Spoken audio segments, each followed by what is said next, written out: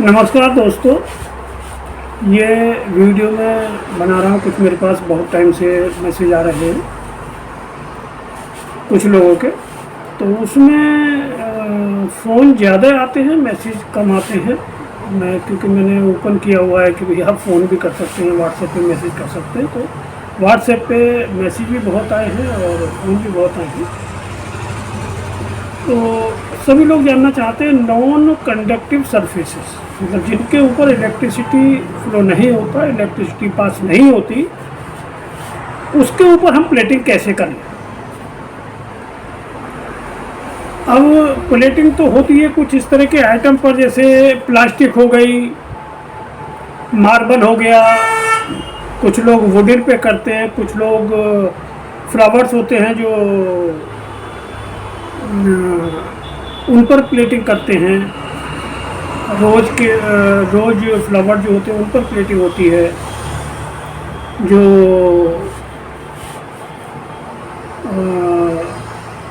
Wax होता है, wax के ऊपर भी प्लेटिंग होती है।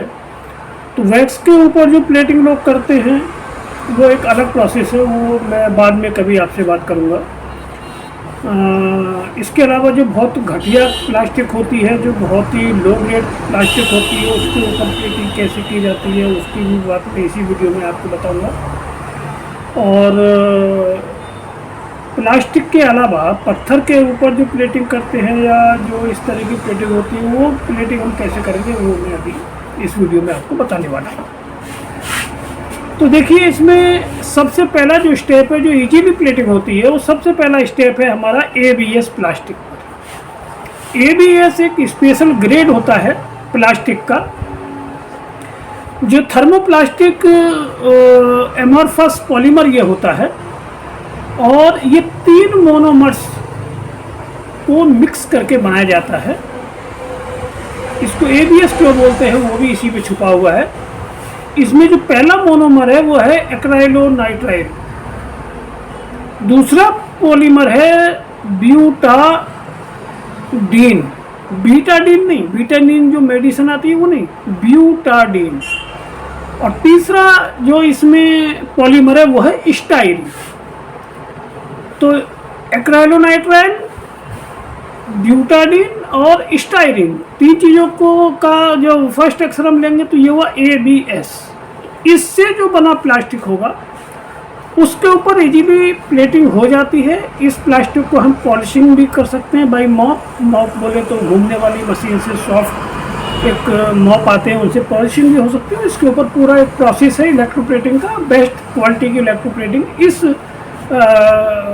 प्लास्टिक पर हो जाती है, और इसी प्लास्टिक पर प्लेटिंग होती है सरफेस को एक्टिवेट करके सही मायने में। बाकी जितनी प्लेटिंग होती है वो सब जुगाड़ हैं, वो सब इंजीनियर्स के, एक्सपर्ट्स के बनाए हुए सिस्टम है कि आप इस तरह से कर लो तो हो जाएगी। जो ऑटोमोबाइल इंडस्ट्री में प्लेटिंग होती है वो भी सब इसी प्रकार होती है। आपने डिफरेंट बड़ी बड़ी कंपनियां हैं, टाटा, होंडा और इस तरह की जो बहुत बहुत बड़ी कंपनियां, उनके लोगो देखे होंगे जो गाड़ी के आगे लगे रहते हैं। छोटे लोगों भी आते हैं जो टू व्हीलर पर लगे रहते हैं, वो सब ABS के होते हैं, उसके ऊपर इसी तरह की प्लेटिंग होती है। तो इसको आप कहीं नोट कर सकते हैं पूरे सिस्टम को। वैसे तो बहुत लोग जानते हैं कि इलेक्ट्रोप्लेटिंग कोई ऐसा सिस्टम नहीं है जो आज की तारीख में छुपा हुआ सिस्टम है, बट जो नए लोग होते हैं उनको जानकारी नहीं होती है, और उन्हीं के लिए केवल मैं वीडियो बनाता हूँ। जो लोग इस लाइन में जॉब कर रहे हैं, कंपनियों में इंजीनियर हैं, उनके लिए ये मेरी वीडियो होती भी नहीं है, ठीक है। तो इसमें जो ABS है, इसके ऊपर प्लेटिंग करने के लिए सबसे पहले हम इसको करेंगे ईचिंग, और ईचिंग से पहले अगर हमें लग रहा है कि आइटम के ऊपर कुछ चिकनाई, कुछ ऑयली सरफेस ज़्यादा है, तो इसको हम डीग्रीजिंग भी करते हैं। डीग्रीजिंग में टेम्परेचर 50-60 टेम्परेचर रखने के बाद में इसको माल को केमिकल में डुबो दिया जाता है। केमिकल में डुबोने के बाद 10 से 15 मिनट में निकाला जाता है, प्रॉपर वॉशिंग की जाती है। वॉशिंग के बाद में इसको क्रोमिक एसिड ईचिंग होती है, उसके अंदर क्रोमिक एसिड और कुछ % सल्फ्यूरिक एसिड होता है बहुत माइनर में, उसके अंदर इसको डालते हैं 25 से 30 मिनट तक। और उसके अंदर इतना डालने के बाद ईचिंग, मतलब ऊपर की सरफेस हल्की सी ईच हो जाती है, आपको नेक्ड आई से, नंगी आंखों से दिखाई नहीं देगी, वो माइक्रोस्कोपिक आप देखेंगे तो दिखाई देगी। तो उसको निकालने के बाद इसको वॉश कर लिया जाता है, और एक फिर डिप होता है, थर्ड स्टेप जो होता है वो होता है पैलेडियम एक्टिवेटर का।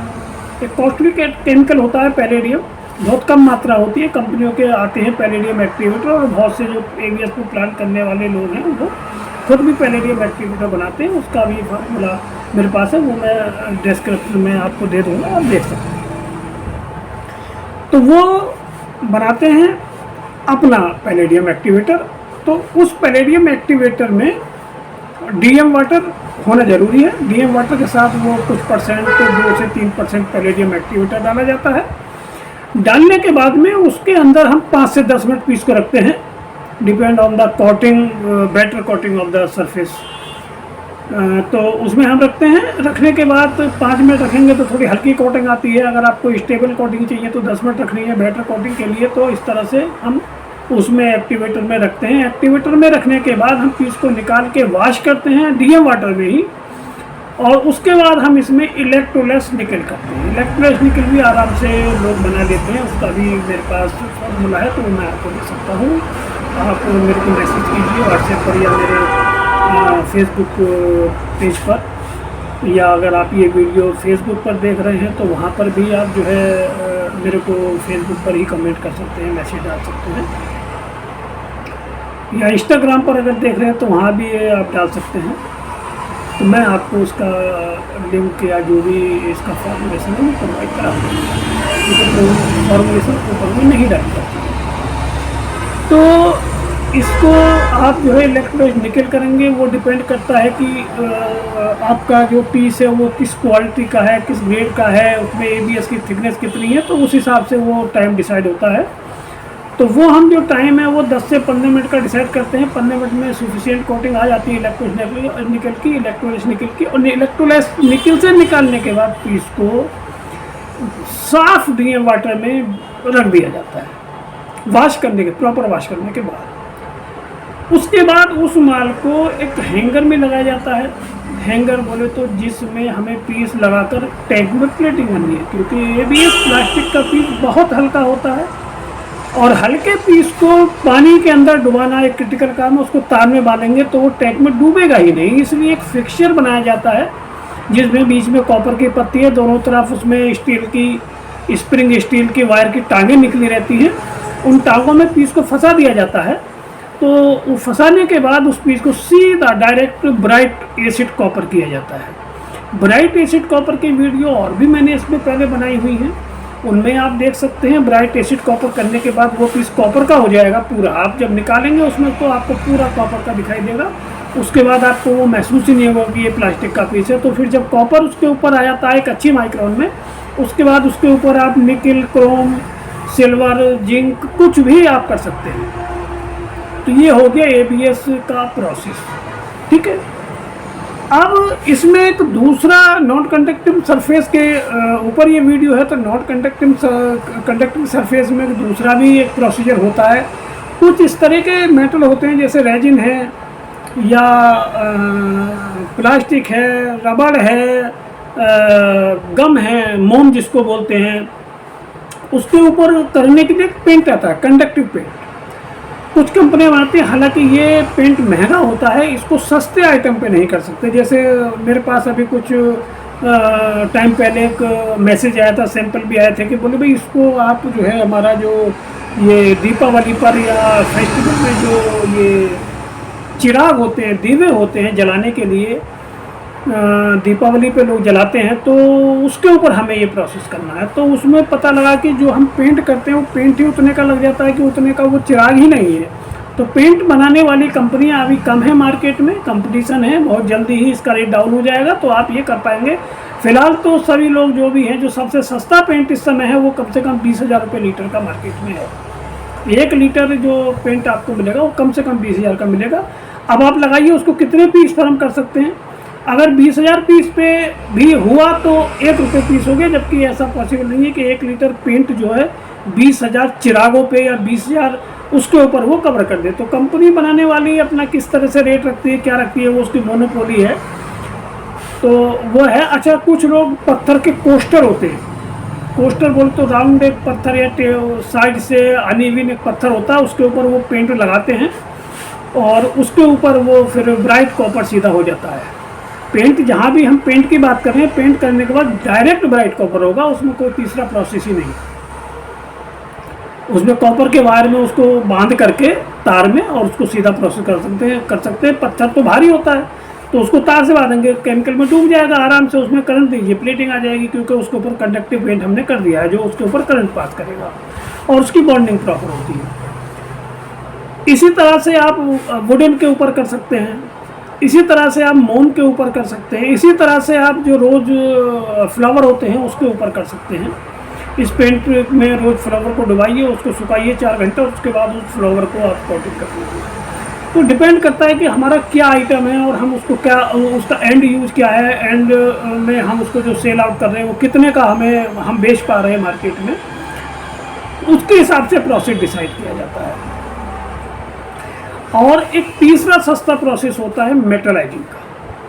ये 3 स्टेप मैं बता रहा हूँ, इसके अलावा चौथा स्टेप कोई होता नहीं है नॉन कंडक्टिंग सरफेस पे प्लेटिंग करने। तो एक तीसरा जो स्टेप है ये होता है मेटलाइजिंग। मेटलाइजिंग बोले तो PVD, प्योर वेपर डिपोजिशन। इसमें केमिकल का बहुत ज़्यादा काम नहीं होता है, केमिकल से केवल कलर लेने का काम करते हैं बाद में। इसमें PVD में क्या होता है कि पीस को पहले लेकरिंग की जाती है। लेकरिंग आप किसी भी कलर की कर सकते हो, ट्रांसपेरेंट कर सकते हो या कोई भी ग्रे कलर होता है, कुछ भी लेकरिंग होती है। मतलब उस सरफेस को प्लास्टिक कोटिंग से चमकाना है, उसमें ग्लॉस भी होती है और वो प्लास्टिक कोटिंग होती है, लेकर पेंट, ठीक है ना। तो इस तरह से वो उसके ऊपर कोटिंग कर दी जाती है। कोटिंग करने के बाद उसको ड्राई कर लिया जाता है। ड्राई करने के बाद एक मशीन आती है पूरी, जो आजकल छोटी मशीन भी आप लेंगे तो अप्रोक्सीमेट 20 लाख रुपए की आएगी।